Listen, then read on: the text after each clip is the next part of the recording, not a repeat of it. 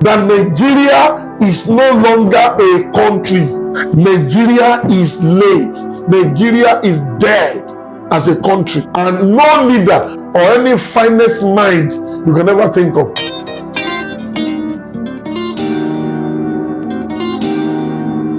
Good day, everyone, again. In the last episode, I told us about the DEMISE of Nigeria. I was emphatic, and it is based on prophetic revelation that God showed me way back in 1981 as a teenager. And another revelation God showed me on 12th of November 2021. I remember then I announced to the church under my care, that Nigeria is dead as a country. To prove that I don't have any bad blood against anyone, I want to talk this morning on Buhari was good, President Tinubu is better, but Nigeria is irredeemable. Some people, maybe out of ignorance or out of emotion, have this tendency of venting their frustrations and anger on either the middle past president or past presidents or the current president of Nigeria. I have been politically conscious as a Nigerian since 1983. I remember the election that brought in President Shagari for his second term. I also remember how that second term, President Shehu Shagari's second term, was terminated by President Buhari on December 31st stroke January 1st, December 31st, 1983 stroke January 1st, 1984. I remember exploits that Buhari Tunde Adiagba tickets or regime, military regime did, especially in the area of war against indiscipline, the changing of naira notes, some arrests that were made either justifiably or unjustifiably, some people that were locked up. And I am also aware when Ibrahim Badamasi Babangida, he came in as Badamasi, but within 1 year in office, he changed Badamasi to Badamasi. Reason for that, I wouldn't know. Babangida, how he ousted or terminated the regime of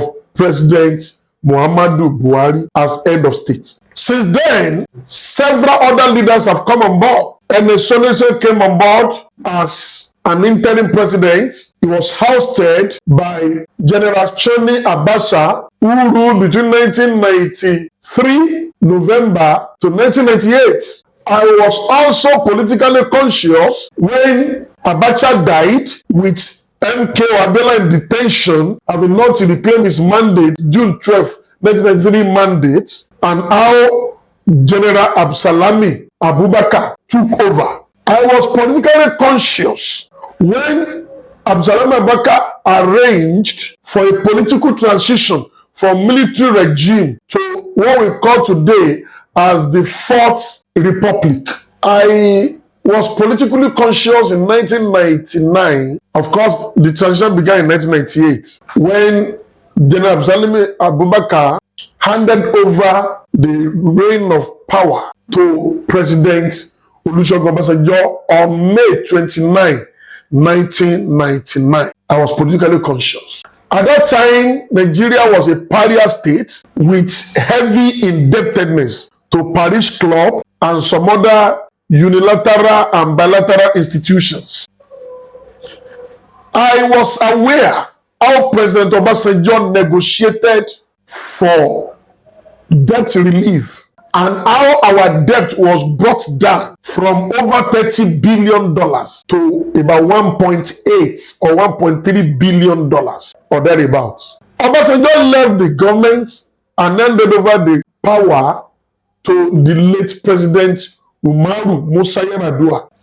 Umaru Yar'Adua was a great statesman. I knew one or two things about him that made me to know that man will have done good for Nigeria, but for his ill health, that made him not to be able to rule well, and terminated his regime or administration through death.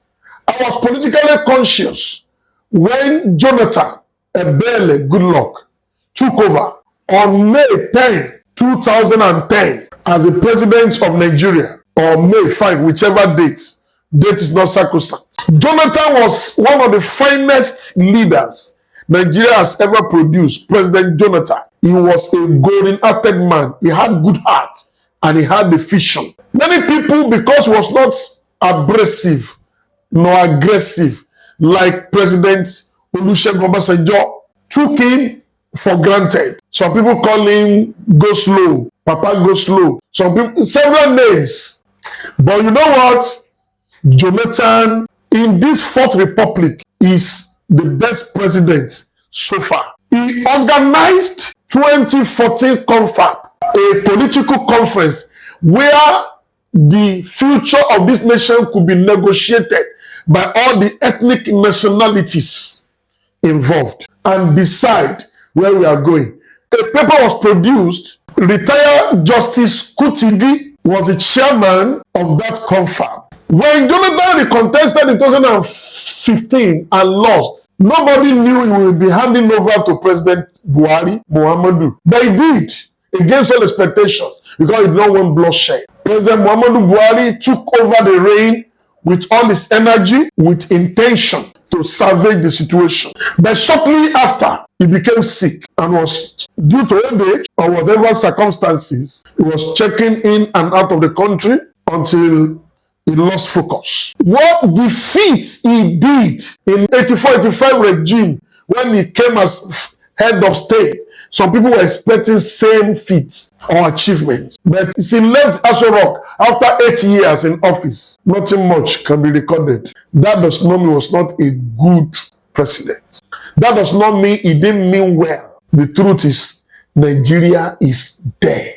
Now, 2023, a transitional election was organized. There was a heavy contest between the sitting president, President Bola Ahmed Tinubu, former first president under Baba Obasanjo, that's first president Atiku Abubakar, and the obedient movement, President Mr. Peter Obi. And after whatever election, Bola Ahmed Tinubu was declared the winner and he became the president. Do you think he will be fine for such office, spending so much time, effort, and money just to be there to mark register? No. He meant well and he has the capacity to do well. President Tinubu has the capacity to rule Nigeria. But there is something underneath which we are overlooking, and that is the spirituality of the state of Nigeria. And that is what I am here to address. And that's what I've been addressing. That it is until we look beyond these leaders. It is not about Obasanjo. It's not about Musa Umaru Yar'Adua. It's not about Jonathan Goodluck. It's not